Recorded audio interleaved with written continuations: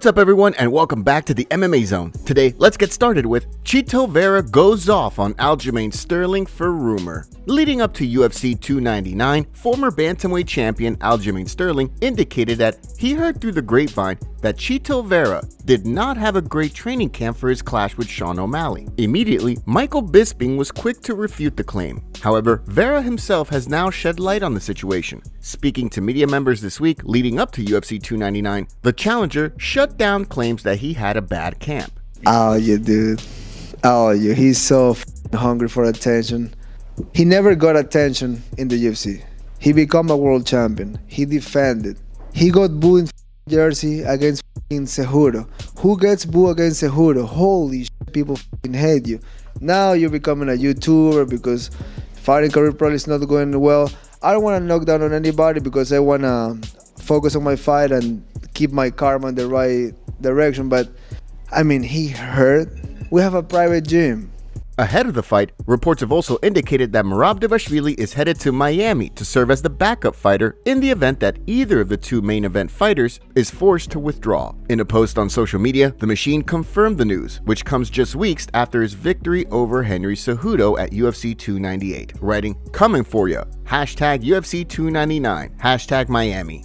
Next up, let's take a look at UFC receives bad news on lawsuit. With the UFC's antitrust suit set to go to trial in April, a judge has ruled that 13 different witnesses who could have been called to testify on the UFC's behalf are now disqualified from doing so after the UFC failed to disclose the names with enough time to allow for depositions. The list included a number of high-profile names, including former fighters such as Michael Bisping, Cowboy Cerrone, and Chael Sonnen, as well as current fighters like Miesha Tate and Michael Chandler. The list also included UFC matchmaker Mick Maynard and managers such as Ali Abdelaziz and Jason House. While the case is set to go to trial on April 15th, Paul Gift, who broke the news, also notably indicated that the judge mentioned the UFC and the plaintiffs are in discussions about reaching a settlement before the case goes to trial. However, so far, nothing has been agreed upon. If the two sides were to reach a settlement, the case would not go to trial. However, based on comments from TKO Chief Financial Officer Andrew Schleimer during the TKO Group Holdings call, the promotion is preparing to go to trial as well, despite engaging in settlement talks. With the start of the trial just over a month away, only time will tell how things will play out.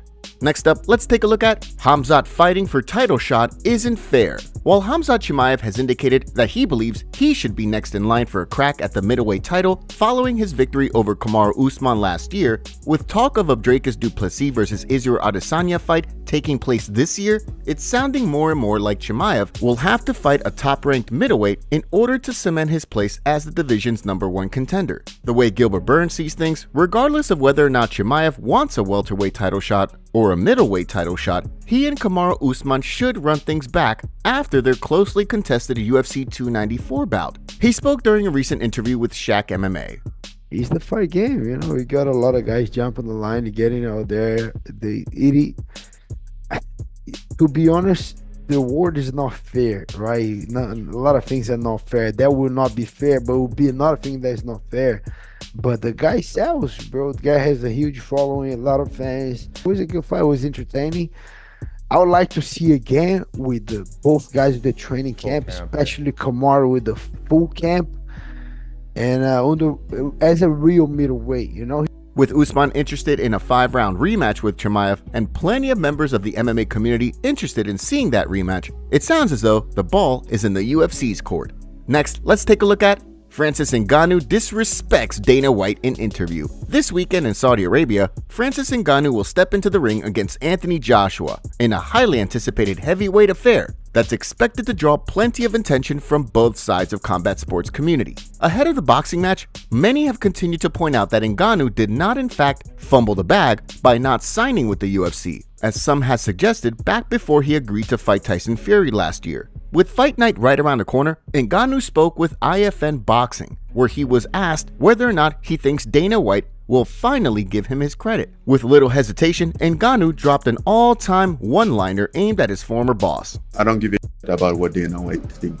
Leading up to his bout with Anthony Joshua, Ngannou also notably exchanged some words with Tyson Fury at the pre-fight press conference. However, from the sounds of things, Regardless of whether or not the Predator emerges victorious against Joshua, Fury will first fight Alexander Usyk twice thanks to a rematch clause in their contract, meaning a second fight between Ngannou and Fury may be quite a ways off.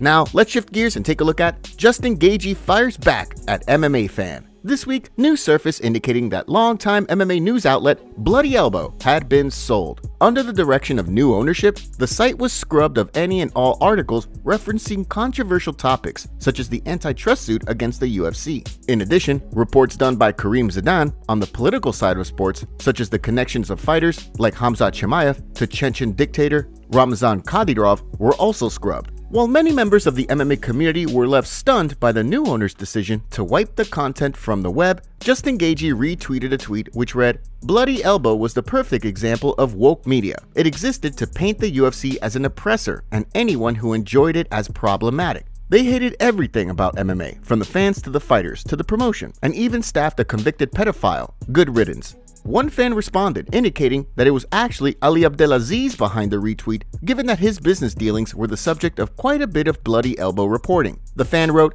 UFC manager Ali Abdelaziz added again. Gaethje, or possibly someone on his account, such as Abdelaziz, then responded, writing, "Cry more." Another fan then responded, writing, "I know it's you, Ali." It's important to note that Gaethje himself was the subject of an article done by Bloody Elbow in the past, highlighting he, Henry Cejudo, and Kamaru Usman's controversial trip to Chechnya to celebrate the birthday of Ramzan Kadyrov's son back in 2022. This weekend at UFC 299, Michael Venom Page will make his long-awaited UFC debut against Kevin Holland in a fight that many believe is poised to deliver fireworks. According to MVP, the UFC actually expressed an interest in signing him back when he and Mike Perry competed at BKFC 27 in 2022. However, in doing so, the promotion made a mistake. He opened up on the situation while speaking to media members.